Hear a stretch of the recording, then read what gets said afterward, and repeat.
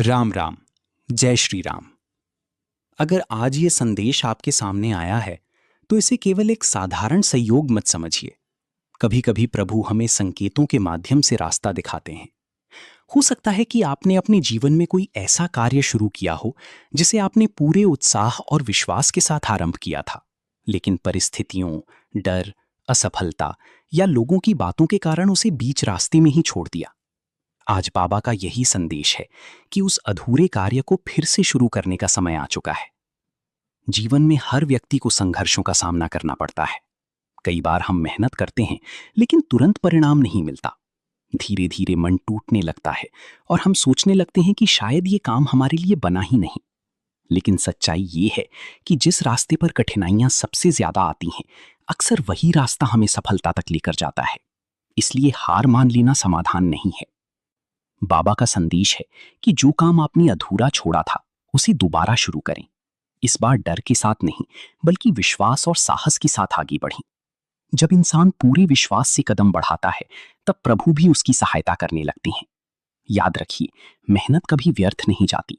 देर जरूर हो सकती है, लेकिन सही समय आने पर उसका फल अवश्य मिलता है।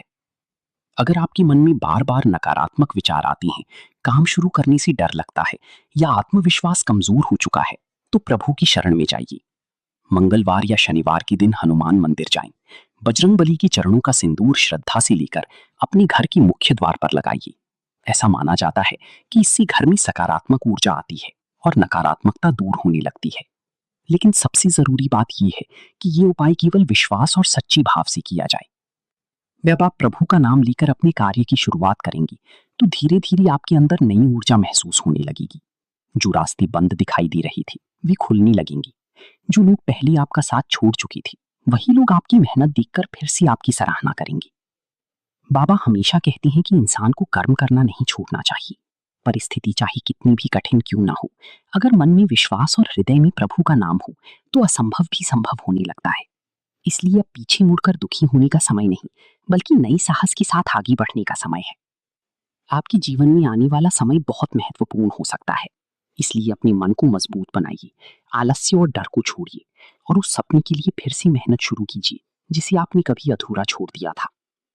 प्रभु श्री राम और बजरंग बली की कृपा आप पर सदैव बनी रही। आपके जीवन से दुख, भय और निराशा दूर हो और आपका घर सुख शांति से भर जाए, यही प्रार्थना है। जय श्री राम। जय बजरंग बली।